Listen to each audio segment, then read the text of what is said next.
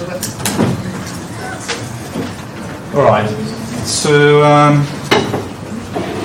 you're here, I presume, because you want power.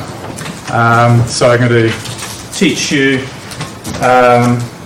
how to tell how much power you have with a fairly general procedure, so that you should be able to apply it to almost any problem. And in order to do that, we'll have to get right down to the basics of what is power. But I think that will be a good thing anyway, so it's not just pressing a button and it tells you what the power is. We're going to trade off some statistical complexity. In doing that, the statistics is sort of going to be simple once you've got to hang around the concepts of what I'm talking about. The trade-off is you need to think clearly about the science of what you're doing. I think that's going to be a good thing, and I think that's how power should be used anyway. So with power, the way we think about the world, the statistical philosophy behind it is we have a decision procedure in which we're going to say there is something there of interest or there's nothing there. And in the long run, we want to use a procedure that makes few errors in doing that. For example, we don't want to miss out on detecting some effect that could be of interest. And power is a way of addressing that issue, that we don't want to miss out on any effect that could be of interest. So to not miss out on any effect that's going to be of interest, we need to decide what sort of effect would be of interest. So that doesn't mean, for example, just the effect size that some previous study got, or that we're replicating, because presumably smaller effects than that would be of interest to us, and we wouldn't want to miss out on them. So power is a matter of deciding, first of all, what we don't want to miss out on, to make sure we've got a good chance of picking it up. So I'll illustrate this and the procedure for calculating power with an example Diane gave me. So she was interested in telling if people can tell if someone's lying or not. And apparently there's some old procedure that's pretty useless. There's lots. There's lots of useless procedures. It's to do with looking at CVs, right? Yeah, well, so it's actually job interviews. So job interviews. Standard interviews in a job situation. Let's just say that the old useless procedures, if in reality someone is lying, you'd only pick them up 51% of the time. And if they're telling the truth, you'd only get that right 51% of the time. So basically, you're really close to chance. Now the question is, you've got this new method, which you think could be good stuff. The first thing we need to decide is, how many numbers do we need to shift along here to make it just interesting? And because this is this has an end user, namely the people who deliver the interviews, the human resources people and the company people who could be using this. Really, the question is for them, if they're going to go through the hassle of this particular interview, if this involves any more work than normal, how big an effect is it that would make it worthwhile and they could be interested in? And in this case, it's kind of good that there's an end user for it, because that means the way to answer this question is to ask the end user. And basically what you'd be asking them is, how many numbers should we shift around in here? So if you had 100 people who are telling lies, how many of them do you want to say are liars at the end? And of the 100 people telling the truth, how many of them would you want to be able to say are telling the truth according to your procedure?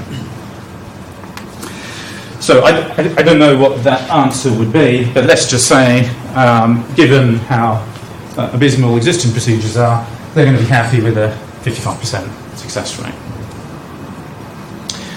So this part of the process is, you could say, theoretical or practical. It's non-statistical in any way. So the answer to this question isn't something a statistician could tell you. It's something you have to find out for yourself, given the science and the practical problems in the field. That's the question I'll be going back to. So now we need to express this as a size or effect. I'm going to use odds ratios just because they're sort of mathematically sufficiently simple to handle that once you've used them a few times, they're formally just sort of stick in your head. So odds ratio expresses the strength of relationship between reporting lie and being a liar in a 2x2 contingency table like this by multiplying this diagonal and dividing by this diagonal. Because if there's some relationship between how things are, it's reality, and what you say they are, the numbers will tend to fall in this diagonal and tend to be low in this diagonal, right? That means there's some association there. So that's the odds ratio up there. It's the one diagonal, numbers times by each other divided by the other diagonal. Okay? That's an odds ratio. So in this case, if this was sort of a just meaningful or just interesting effect, the odds ratio would be 1.5. Now, for mathematical reasons, it's nice to take a log of that 1.5. That's what that ln there means. It means natural log, which means a log to base e. So if you look on your calculator, you'll probably have an ln there, or might have a loge log e. That's what that is. Now, once you do that, once you log a number, the strength of association works quite neatly in a sense. If there was no relationship here, that diagonal divided by that diagonal would be 1. Odds ratio would be 1. An odds ratio of 1 means no relationship. A log of 1 is 0. So the log of the odds ratio 0 means no relationship. So 0 is our null hypothesis. It also, that strength of association also happens to have a standard error associated with it. That's kind of easy to remember once you've done this a few times. You just take 1 over that, plus 1 over that, plus 1 over that, plus 1 over that. So that's the square of the standard error. With me? Yep. I just want to ask about, are you using the word reality? Are you saying how... Yes, so I'm saying this person really is a liar. These people here really are liars. That would be 50-50 in the study. Second study, Okay, yeah, exactly. Okay. Yeah. So that's what you'd go on? What's in your... what your stimulus is, if it's a 50-50, or... I put that for simplicity, but a nice thing about odds ratios is, let's say there's 10 times as many truth tellers as liars. You could multiply these numbers by 10, the odds ratio comes out exactly the same. So, I mean, that's one of the selling points of odds ratios. It doesn't depend on sort of base rate. Right, so our effect size, our minimum interesting effect is not in there yet. Our minimal interesting effect is an odds ratio of 1.5. Okay, that's the 50. Okay, but the way you got to that, because it's you're not going to think in terms of odds ratios, right? But you could think in terms of what percentage of truth tellers do you want to pick up, and what percentage of liars do you want to pick up. That's what you think about, because that's concrete. That's sort of what matters, and that's sort of what's real. We then convert that into an odds ratio, so we can do statistics on it. Take the log of the odds ratio, that makes it mathematically neat, because 0 now means no effect, and it has a known standard error. So that gives us a standard error of 0.28. But if you use this method, by the way, I mean, you might say 2x2 contingency table, chi-squared is what you do. This would give a p-value virtually the same as a chi-squared test of independence. So in terms of a p-value generating process, this gives you the same thing. But I prefer this because we get a measure of effect size and a standard error on it. And that's something we can think about in a concrete way in terms of how big an effect are we really interested in. So now, power. So the effect, that natural log 1.5 equals 0.4, that's saying the effect of interest in the population is 0.4. I mean, it could be bigger than that, but this is when it just starts getting interesting. So if we don't want to miss out on anything interesting, we better use this as our assumed population value to make sure we've got the power to pick up this value. Okay. So statistics doesn't give you this. You have to give yourself this.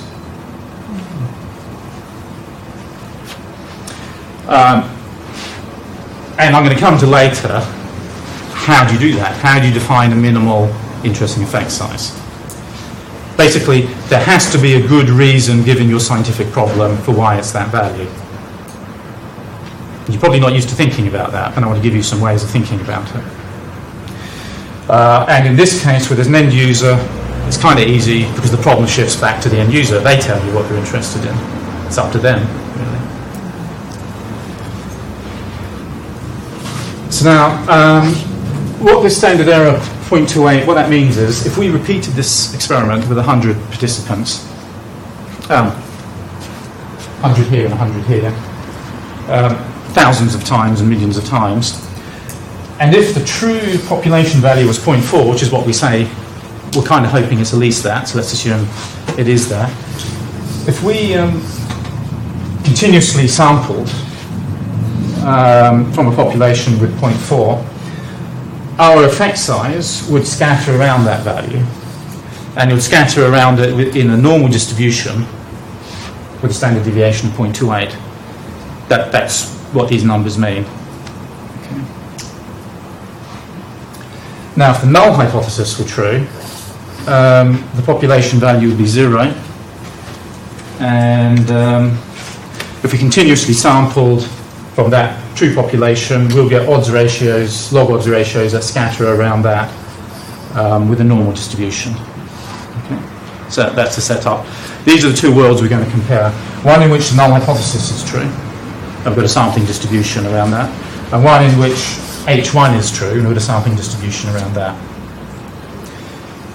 Now, what power means is if we take a certain cutoff, we say any log odds ratio bigger than this, we say there is an effect. Then what proportion of this H1 distribution is beyond that? That's what power is. So it's the proportion of times you would pick up an effect. You would say significant. You would say there's something going on, given there really is something going on. Given there really is an effect there, that's power. So it's the proportion of this distribution that's beyond our critical cutoff point. Does that make sense?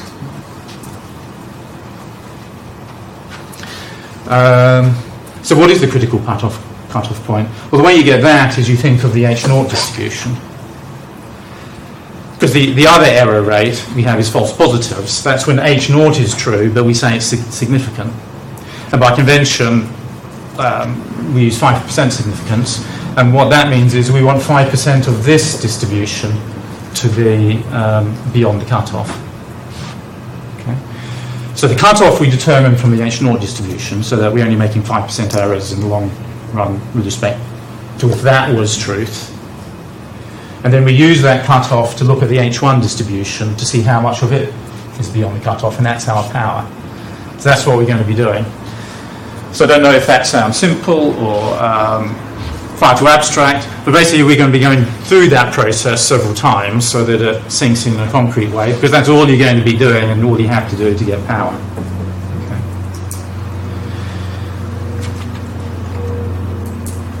So the cutoff is a point here where you say any log odds ratio bigger than this, I say significant, and less than that, I say non-significant. That's what the cutoff is. And we want that to be 5% false positive errors. Now normally we're doing two-tailed, might not be two-tailed, but normally doing two-tailed, which would mean of the H0 distribution we want 2.5% beyond here, because we're going to have 2.5% this side. Okay. Am I making sense to people? Now, I don't know if you remember from stats, some numbers hopefully just sort of sink in. But with a normal distribution, 1.96 is the critical cutoff for 5%. So 1.96 standard deviations out, standard errors out. A standard deviation of a sampling distribution is what a standard error is. That's the meaning of a standard error. 1.96 standard errors out is the critical cutoff. when you're dealing with a normal distribution. So I know if I start from 0, go 1.96 standard deviations out, that gives me to 0.55, just past this mean here. That's my critical cutoff, 0.55. So how did I get that 1.96? I just happened to remember it. But you might want some other cutoff, you might want to use some other significance level. I looked on the web, you have online calculators. If you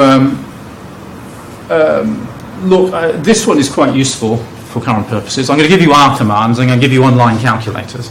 So if you like using R, it's a lot easier using R. Just use your R, I'll give you the commands. But maybe you don't like using R, you don't know about R. It's still really easy. You just Google this calculator, put it up there, and I can give you my slides. And it will give you, I give you a T distribution calculator and a Z distribution calculator I found online, and that's all you need to do your power calculations for pretty much anything. So here, this is a normal distribution calculator. So first we can assume H naught. Okay. So that means the mean of the distribution is 0. The standard deviation, that's 0.28. Okay. That's the standard error. This is the probability of getting a value bigger than something. So as soon as you type something in there, it fills in all the other boxes. I want that probability to be 2.5%. 2.5% of the tail one way, 2.5% the other way. And that tells me the Z value is 1.96. So that's where you could get the 1.96 from. If you want to work through that in your own head, if that's not clear later, you can do that and play with the online calculator. If you wanted a 1% significance or anything else, you would just type half of 1% in there for the two-tailed value.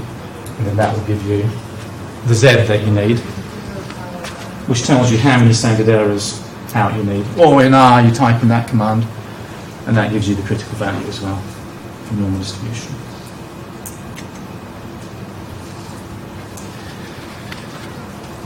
So we've got 1.96, which, as I say, you can remember, or you can get it with the online calculator. That many standard errors out gives you the critical cutoff.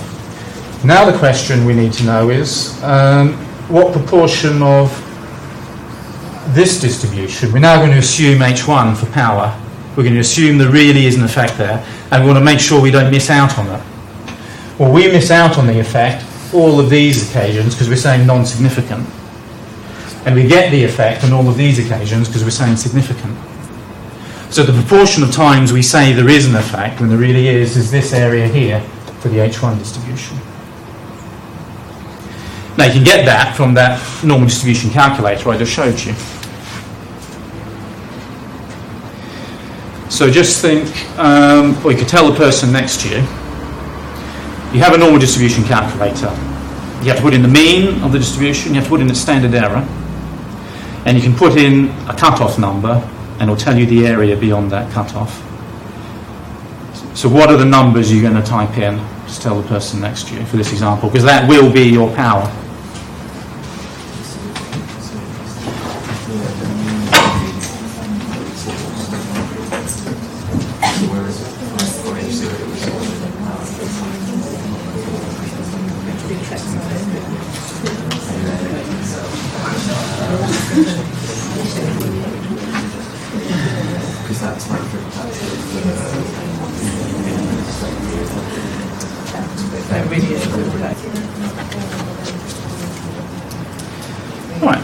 So you would put in 0.4 for the mean, because that's the mean of our H1 distribution. In other words, that's your minimal interesting effect size that we've discovered. Standard deviation, that's your standard error, because standard error is the standard deviation of the sampling distribution. And now we're going to type in for X. You can see I've started to type in there the cutoff point, which is the 0.55. And on this calculator, as soon as I type that in, it tells me the area beyond 0.55, 0.3, so it's 30% power.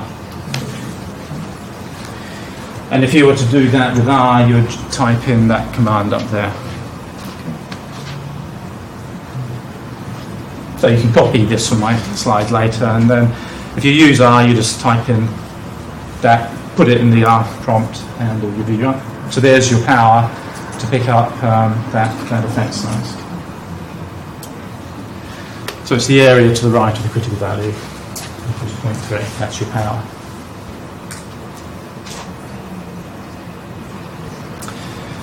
So that means we're using a decision procedure that would miss out on interesting stuff 70% of the time, and pick up the smallest effects we could be interested in only 30% of the time.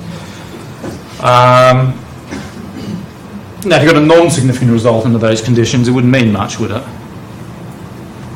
And you wouldn't be terribly likely to pick up an effect. So you might say, I want more power. Or incidentally, I use this website to show you the actual normal distributions with 30% power. So there's your H0 distribution, centered on 0. There's your H1 distribution with 30% of the area past the critical value.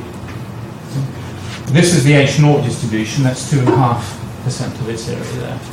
So that's your significance, the two-tailed significance, 2.5% plus 2.5% gives you 5% significance.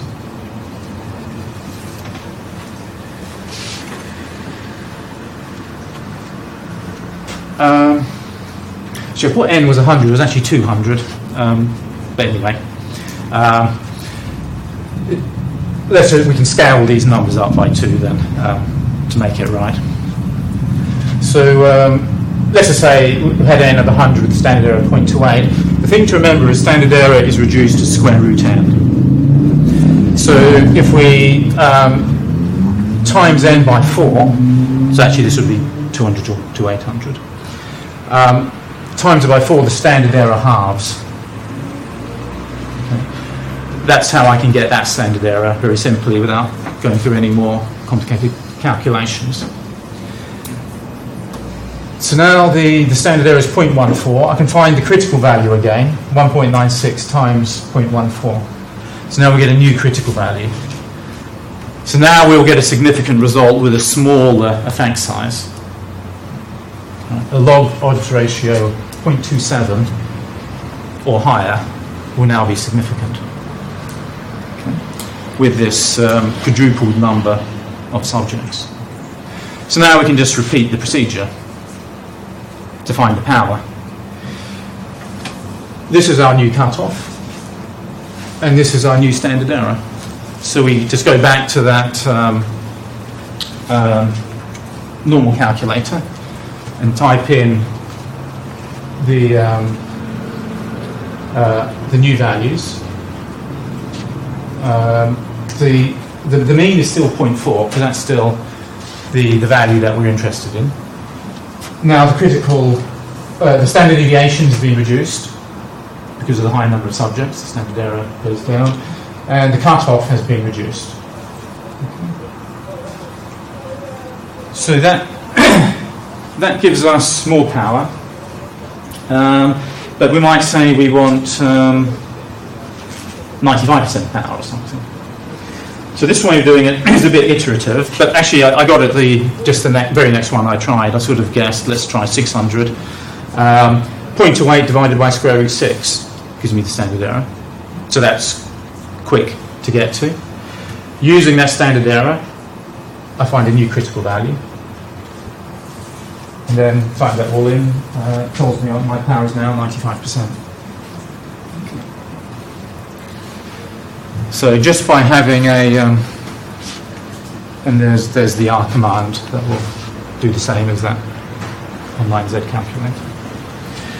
So the first thing to know is, given a certain standard error, how do I calculate my power? So that's what I showed you. Then you just iteratively try different m's, knowing that the standard error will reduce according to that relationship until you get the power that you want. And so it is worth bearing in mind that, remember these are out by a factor of 2, because that should be 200, that should be 800, this should be 1200. So to get 95% power, to pick up 55% performance, you need 1,200 subjects. I'll start now. Yeah. So that's quite interesting and sobering thought when dealing with contingency tables. And what really worries me is that that's just a 2 by 2. Yeah. Because I've got a 2 by 2 by 2. Yeah. And then I'm adding it to a by 3. Yeah. So if you've got one 2 by 2 and you want to say that the association is stronger in this one than that one, then you're going to have a bigger standard error because of that. In fact, it'll be square root 2 times bigger. It'll be about 50% bigger. You're going to need even more subjects. That's what I said to you. So is this overly ambitious, or are we just? Yeah. One moral is when you use contingency tables, it's going to be pretty insensitive. If you could use a continuous scale, like instead of the rater saying liar, truth teller, they say 0.3 probability it's a liar. You suddenly gain a whole lot of sensitivity. Or if you're, and we are expecting a bigger effect size. Yep. But the thing is, you might hope for a bigger effect size. But if your power wasn't based on the smallest effect size of interest, you could be missing out on stuff that you would be interested in. That's the thing. And then are you going to talk about Bayes to make all of that? I'll just mention that very slightly at the end, but I'll just concentrate on power for that for now. Just take another example. So there's an interesting PsycArchive article just come out where Anvari and Larkins got people to, very simple experiment, they've got people to rate their mood on Wednesday then on Friday.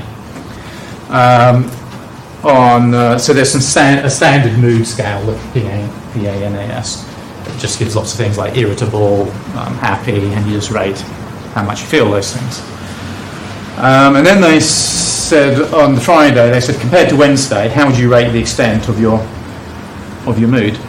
Do you think you're noticeably more positive or negative than the day before? And they could say they were much less, a little less, the same, a little more, or much more. Now, when people thought they had changed a little, you could look at what difference in the ratings that corresponded to. And it corresponds to 0.3 of this Likert scale. Now, the whole point of doing this funny little experiment was to say, what difference is just noticeable to a subject? Or what sort of difference could a subject just care about? Could a person just care about? So if you had some procedure for changing mood, bear in mind that any effect less than 0.3 isn't one that the person themselves would regard as a change if they're retrospectively thinking about it from a couple of days ago. So what we're doing here is we're thinking of the subject as an end user and getting them to tell us how big a difference is something they just care about. And you can do this with pain and depression and all sorts of other things, and it has been done. And they did it with mood. So you could take this, and this was their purpose for doing this whole experiment, as a sort of a minimal relevant difference. So if you had some intervention that was meant to change mood, this is a change that people would just start to notice and possibly care about. So I'll take that as a starting point and say, does an intervention improve mood? So the H0 will be 0, and the H1 will have 0.3 of one of these Likert scale points, because we know that's the sort of thing that people just begin to notice and possibly care about. And then the thing less than that, they'll probably say nothing changed. Okay. Now, you run a pilot study, and that gives you a standard error with a certain number of subjects. The only point of the pilot here was to get the standard error, because that's the thing we don't know.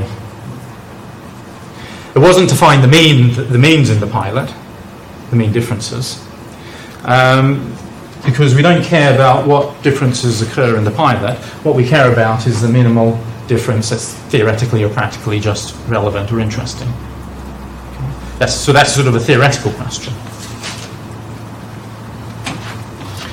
So this is where I think people commonly go wrong with power. They run a pilot to get an estimate of effect size, a very noisy estimate, and then use that to enter into their power analysis. But that isn't, when you think about power for first principles, that doesn't really make a ton of sense. Why would you use this extremely noisy estimate to determine what effect you care about? That doesn't tell you what effect you care about, or what effect you would mind missing out on, or you don't want to miss out on. You have to get that by other means. But a pilot is really useful for telling you standard error, because we need to know the standard error of these distributions. Now, for this, we're going to go through it just the same as we did in the other example, but this is your more standard T distribution type example. So I found, I'm going to give you the link here, a T distribution calculator. You can find the critical value here. You put in the degrees of freedom for the T. For the area, I put 0.975 to get the 2.5% value. And then that returns the critical value of T. It's always going to be close to 2, but to get it exactly, you can use a calculator like that. Or you can use R with that command, and that will tell you the critical value of T. So, to get our cutoff, we start from the null mean, and we go 2.09 standard errors out, and that's the critical cutoff. So any difference in mood ratings that are greater than 0.84 will be significant. Okay. So given that's the cutoff, we want to know what area of H1 is beyond that.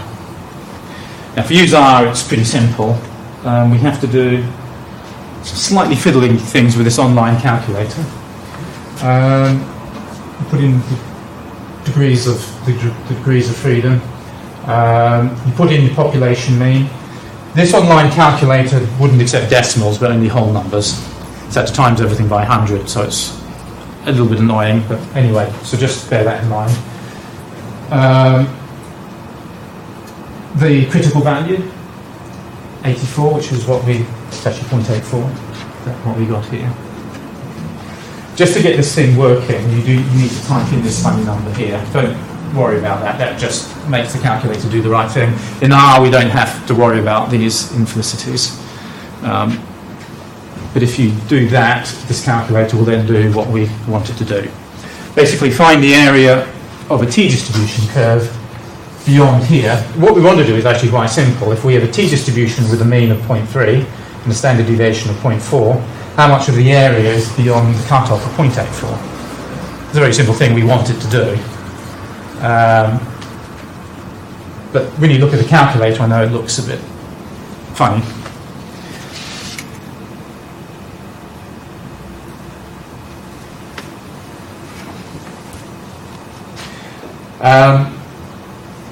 And if you do that, it gives you,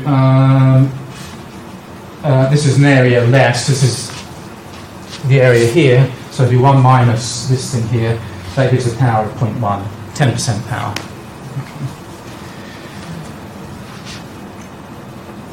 That's what you would do in R. You would find the mean, standard error, the critical value, and you just put that into the T distribution command, it gives you the power.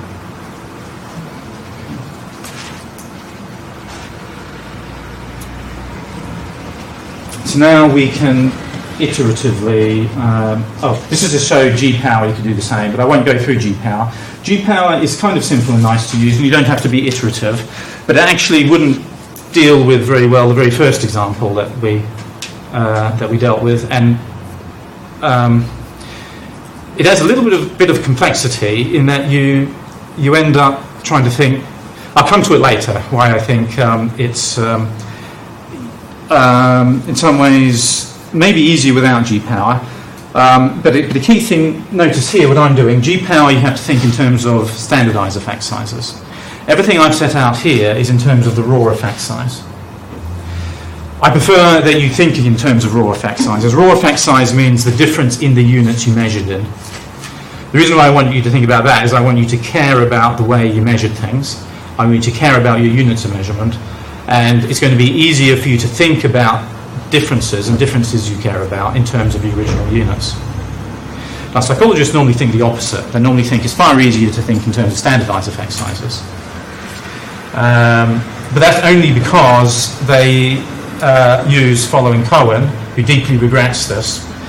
He gave some standardized, he said, 0.1 is small and 0.3 is medium, and else correlations, but 0.8 is big with a Cohen's D. But he recently said he regretted he ever said such a thing, because these standardized effect sizes are just numbers plucked from the air, effectively. I mean, what do they have to do with, say, the ability of people to tell liars versus truth tellers, or how much pain you're feeling? What you care about is how much pain you're feeling in real pain units, okay? Or the percentage of people that you detected a certain way.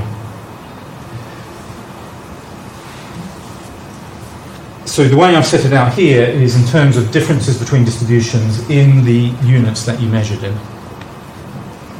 And I've always found that far easier in the end to deal with.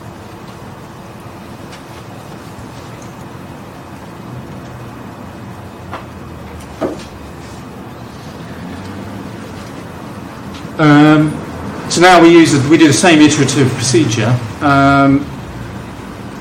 in that we can increase n. Here I've increased n 10 times, and so the standard error changes reduces according to square root 10.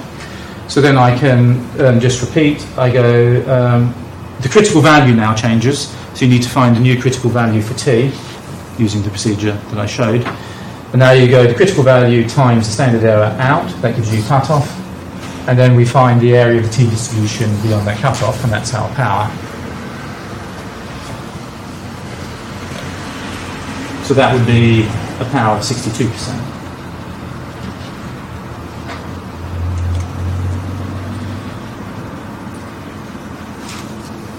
So is everyone with me on that?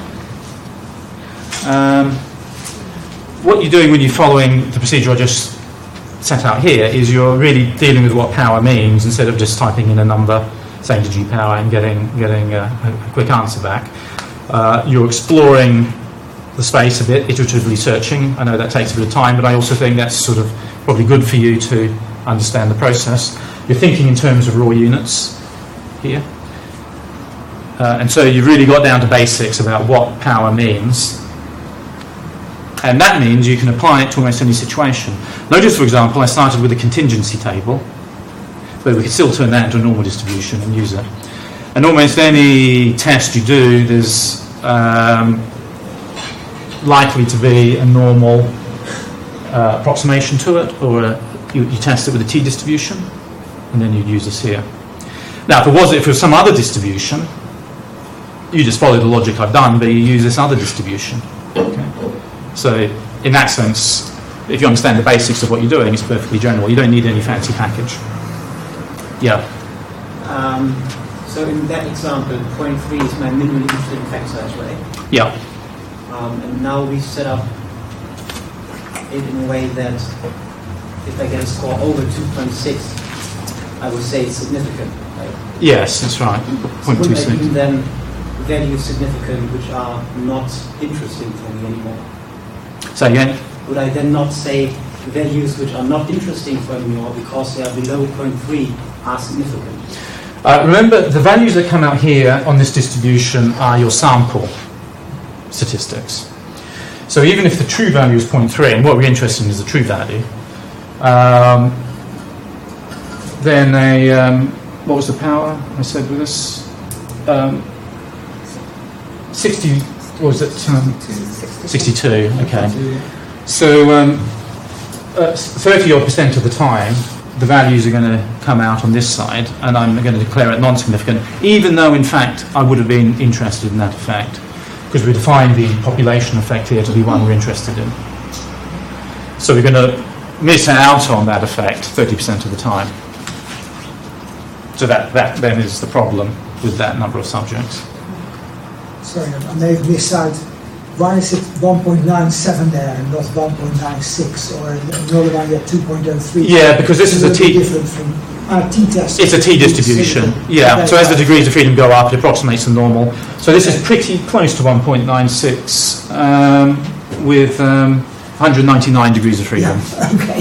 Infinite degrees of freedom, it would be 1.96. Okay, thank you. Yeah. So just a quick, because I don't think I understood the answer. Because with Phil's question, if I understand Phil's question correctly, he's basically concerned with that space between your significance line and your minimum interesting effects line. So that gap there. Yeah. Is that what you were saying? Basically, in that gap, we'd be detecting something significant, but not interesting in terms of what we originally said. In terms of this distribution, if we assume we have something interesting, because it's 0.3, in all of these cases, we detect it. 60% of the time, roughly. Right. In sort of 30-40% of the time, you're going to miss out on it. Okay. So remember, the population value we've assumed is one fixed value here, 0.3, which we've defined as something we're actually interested in. Right. These are the sample means that come out. Okay. Yeah. Right. Okay. So each one of these is a particular experiment that we ran, and we get a sample effect size. Now this is where people often get confused about power, because they have some complex design. They say, I don't know, there's 4 time points something's measured over, with and without TMS, zapping someone on a certain spot. And maybe you think this is a good intervention for making you feel happy, and if I zap this spot, it will make the intervention even more effective. Okay, let's just say. So we've got a 2x4 mixed Stanover. How do you get power for that? So this is lots of things written about this, and people say I need to know the correlations between various things, and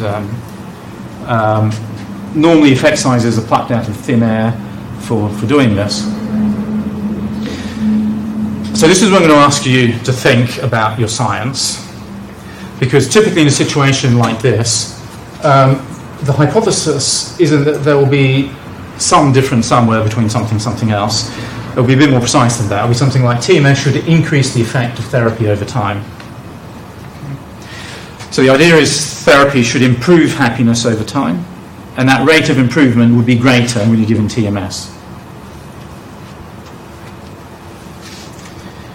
Now that is what you call, the way I phrased it just now, is what you call a 1 degree of freedom contrast. That is what makes this simple. Now normally when you have a 3x4x2 design, you're not really interested in the multi-degree of freedom effect. So here, 4x2, that's a 3 degree of freedom interaction effect there. What 3 degrees of freedom means, or more than 1 degree of freedom, is there's a number of possible patterns that could give you a significant result. You can, in other words, you can break the effect of time here into a linear effect. The linear effect just means things tend to increase over time. A quadratic effect, things tend to go up, and then they tend to go down. And the next level up, they go down, and they go up again. Okay. So those are 3 different patterns, and all of them, or one of them, could exist in the same data. And the 3 degree of freedom effect is saying, is any one of them there?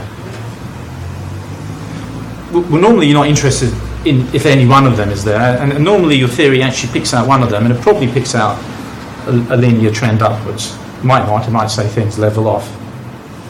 Okay? But you think about which of those 1 degree of freedom effects you're actually predicting. So to be a bit more precise about that,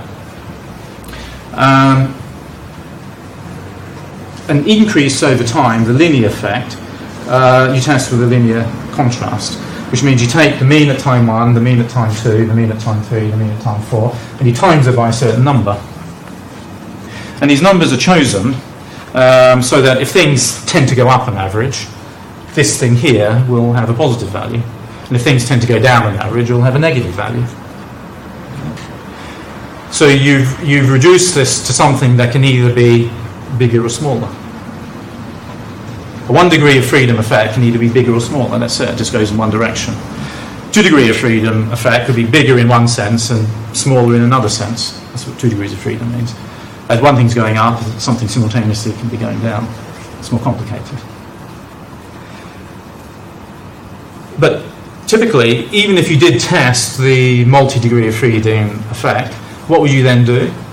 You would say, well, I don't know what that means, let me break this effect down, and then you do a bunch of 1 degree of freedom tests anyway.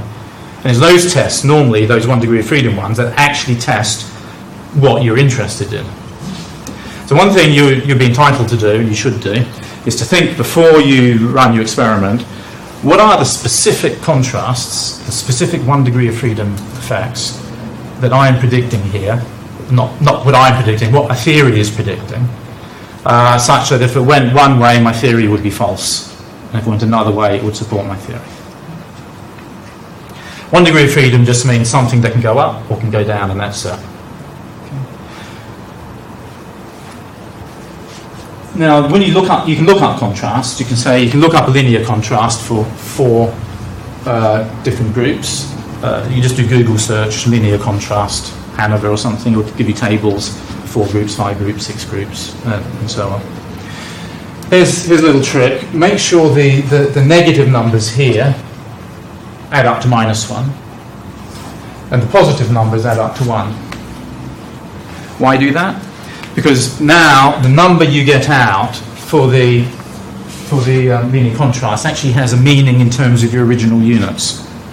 So here's an example where people start with a happiness rating of 2.5, and it goes up, it changes uniformly over time to a happiness rating of 2.8. In other words, it changed by 0.3 over the time. In other words, it changed by a just meaningful amount. When you do the linear contrast, the way I did here, you get a number that's going to be very similar to that minimal interesting amount. Okay. So that means I now know from my linear contrast what the minimal interesting effect is. Okay. Because I used my original units and I made sure these coefficients sum to -1 and sum to +1. And if you're doing a quadratic trend, just make sure your negatives go to -1, your positives go to +1, and then you can treat it the same minimal interesting effect size.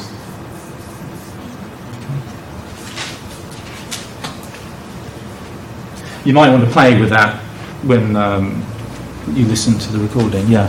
How does it work if it is not just one contrast that I'm interested in? But if it's complicated design and I'm interested in 5 contrasts, and each of them will have, I don't know, 70-80% power. Yep. How does that translate to the whole? Yes. Well, what we do. Reduce the power overall. Yeah.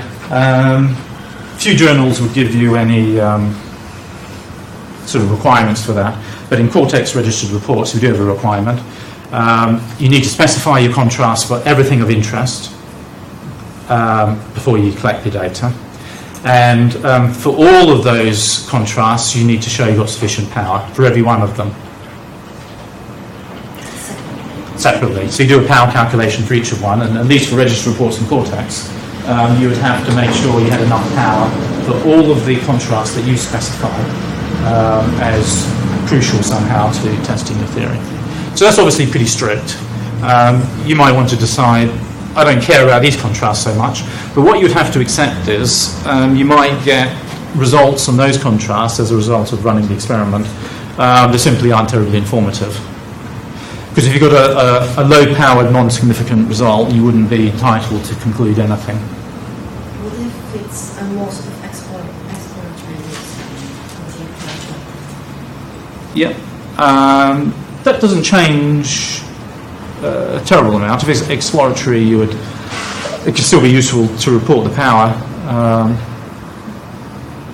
in terms of conventional significance testing, and that will give you some idea before you run the study of how informative the results might be once all the data are in. Yeah. Just to make sure I understand So are you saying that if you, like say you have a design, but what you're really interested in is like the t-test that you do afterwards, then just do that t-test? Yeah, you'd specify, this is what I would do, I'd pre-register and specify this is the contrast I'm interested in. That's what I have been doing, but reviewers object to it, so I just wonder whether there's a good reference that you can say, where you can say, rather than just saying Sultan says this is the good calculation set this. Because that's exactly what I do, and then people say, oh, why you've powered for this contrast rather than for interaction. But it didn't really make sense to me to power for interaction because I'm not interested in any interaction, as you say. Okay. I'm interested in the one particular. So the problem could be if you had the men had a significant difference, the women didn't, and you said, well, the study was really about the men. That would be fine. You say the men, this intervention affected the men in some way. But now what you couldn't conclude was the men were affected more than the women. So for that you would need to test the interaction of the intervention with gender to show that the difference for the men was different than the difference for the women. And so if you wanted to show that, you'd want to power for that interaction. I guess what I normally do is, say I've got a 2x2 analyzer, and what I'm interested in is how the effect of variable A is moderated by the effect of variable B, then I end up calculating the difference score, so they're distracting us. So let's imagine it's Stroop. So let's say the Stroop effect is bigger in condition A than condition B. Yeah. You could just calculate the size of the Stroop effect and then compare that, because that's kind of what we're going to do anyway. So you find the Stroop difference in condition A, the Stroop effect in A, the Stroop effect in B, and then and do the t-test between A and B. Yeah. Yep. I mean, is that a valid approach? Is there a problem with that? No, you've just done the interaction there. Yeah, but you make the interaction into a t-test in a way. That if you squared the t-test, you get an F, and that F would be the F for the interaction. Okay. So there's no problem with doing that? Absolutely no problem at all. Good. Yeah, I once had a paper where I did that. I reported a t-test on the difference in this group compared to the difference in that group, and said this group had more effect than that group. And one reviewer said, exactly the same as the guest I said to you, everyone knows you should test an interaction there. This is unacceptable. So that person had failed to understand that an interaction is the test of the difference of differences, which you can do with a t-test. This is what I thought. But Yeah. Yeah. So how will you get around that with your reviewers then? I don't know, because it's an added problem, because I've been using G-Power, and I always have within subject analytics, and G-Power just doesn't really seem to do within subject analytics at all, so it's like, what are you meant to do? You do it with structural equation modeling always if you use some manual bus and SPSS. Yeah, this is sort of why I showed you this method rather than G-Power, because G-Power you have to pick the precise design you're using.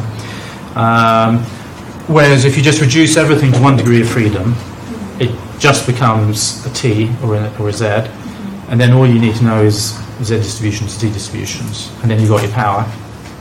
And that probably covers you for everything. Because now if you want to know if you wanted to test TMS increases the rate at which mood improves, you just take the linear contrast for TMS minus the linear contrast for no TMS. That's just another T distribution. Have you written this up at all? Is there a paper to refer to with your power analysis? No. Could there be? I suppose it could be. To answer your question, I regard all of this so obvious that you don't need a source. You don't have to say Zoltan says. But you just say this is how it is, because it is how it is. If you sort of understand it, then no one can argue with you. So how did you handle your review, your editor review or whatever, without hacking off a journal? Well, in that case, the editor rejected the paper. So I just submitted to another journal. So in that case, I didn't argue back. But what I would have done, if we'd submitted back to the same journal, I would have just said, the reviewer is quite right that interaction should be tested in this situation. And we have tested the interaction. It's the t-test we reported. on page whatever, and if you square that t-test, you get an f value with exactly the same p-value, and so we have done the interaction that he asks for. Because I'm not sure that it is as obvious as you hope to the world at large. No, it's, in that sense it's sort of not obvious, but once you've said that, and someone looks into it, they sort of have to agree with that.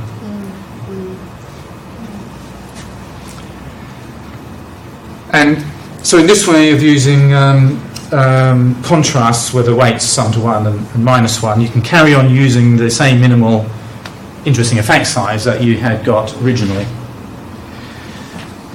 So there's no problem with complicated designs as long as you're willing to reduce them to 1 degree of freedom. And my thought is, while that might not be 100% true all the time, that's what you want to do. In all the cases I've dealt with anyway, that has been true, that in the end the theory made a certain directional prediction about some contrast. Maybe it wasn't linear, it could be quadratic, but it was something like that. Or two of them, but then you can test each of them separately. In fact, if you wanted to control type 1 error for several contrasts, you just do a Bonferroni on it. So you specify your linear, your quadratic, whatever other contrast you want, and you just test them at 0.05 over k. So you never need to do the multi-degree freedom test that way.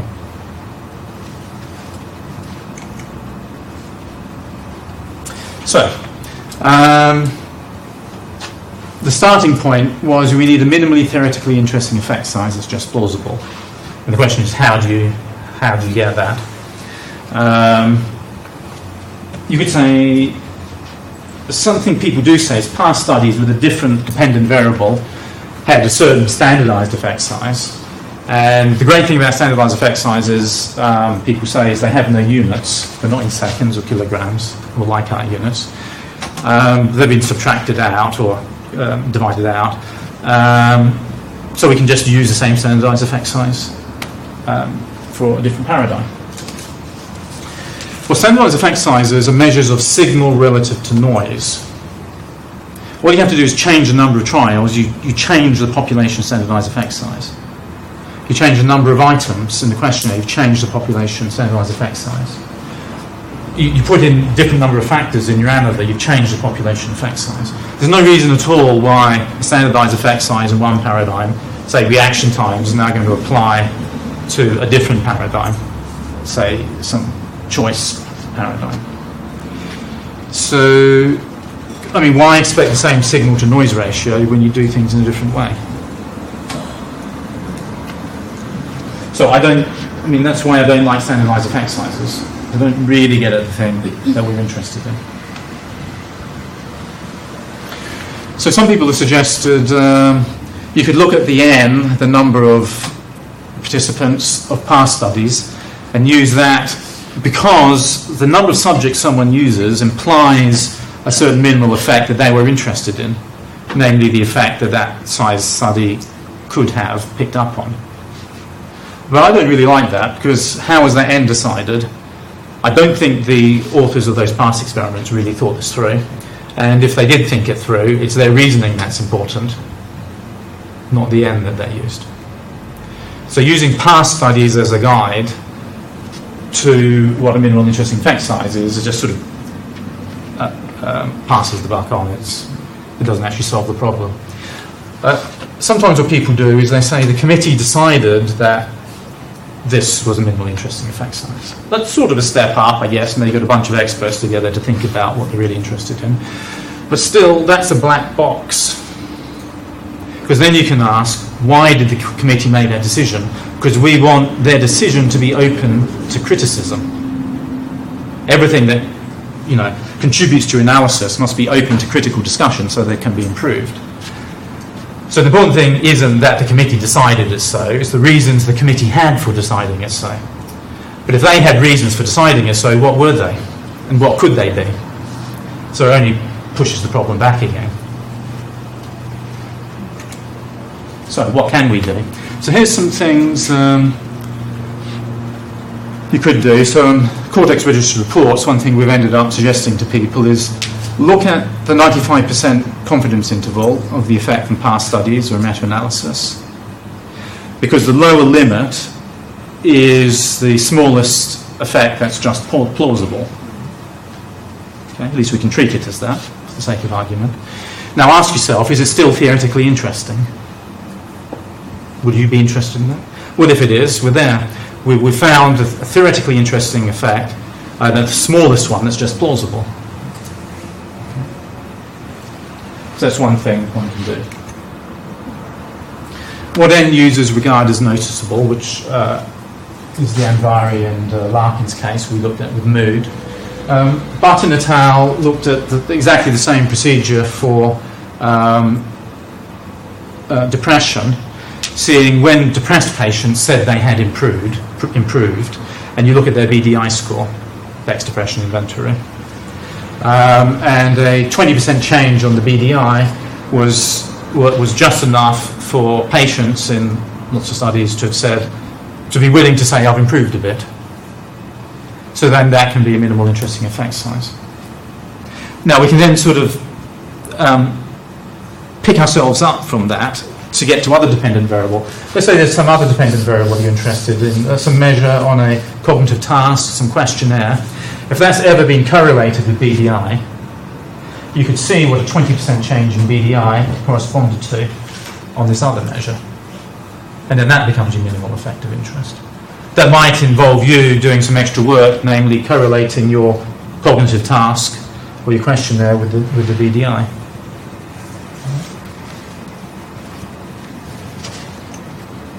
And we started with this example where we had the end users, namely the people who'd be using this interview to detect liars, tell us what would they be interested in detecting. When the point is an end user, the end user can decide how much is minimally enough. But for purely theoretical research, minimal interesting effect sizes are really pretty hard to pin down. So what I've told you has now exhausted the ways that I've managed to sort of come up with for getting minimally interesting effect sizes. So I just want to give you some alternatives.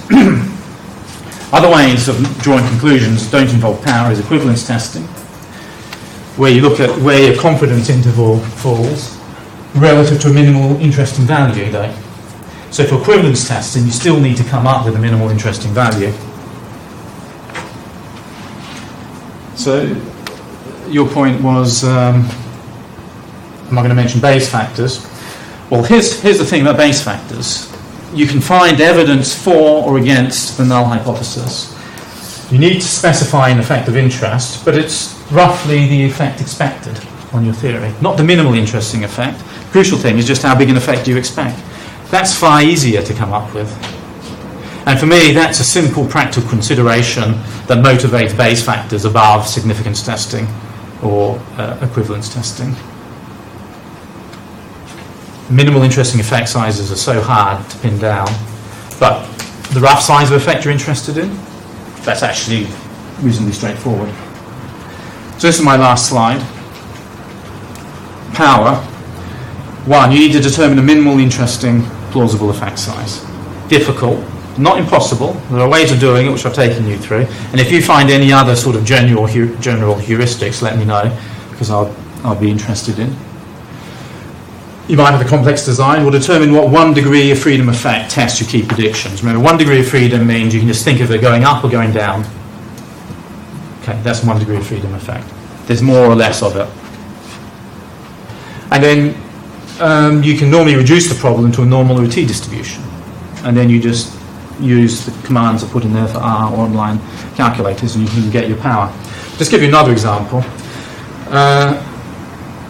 Because it might not look that it's as simple as this. So I tried to show in the 2x4 times 5 mixed design, actually it is as simple as this, as long as you get 1 degree of freedom effects.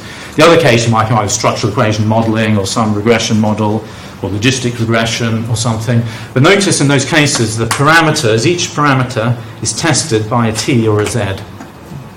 Okay? So actually it reduces to this. You just need to know, say from a previous study, what the old standard error was with a certain number of participants. You can then adjust to find a new standard error according to the square root n rule, and you just use the same procedure I've just been through. So all of those complicated cases just fall under particular cases of the procedure that I've taken you through. Does that make sense to people? I don't really have much of a feel how clear that was. It would have been good for you to work through it so that you knew absolutely you could do it. But I'll put the recording up, and I'll put it somewhere. I'll put it on YouTube and then send around the link so anyone can see it. And then you can work through it. Let me know if you've got any questions. The slides will be on Canvas? Yes, and I'll put the slides up as well. Yeah. The thing with the Canvas, it depends who's on that Canvas site. So what I'll do is I'll just put them. I'll link them in the YouTube video so you can get the slides as well, and that way you can copy the commands and the websites. Any questions before we wrap up?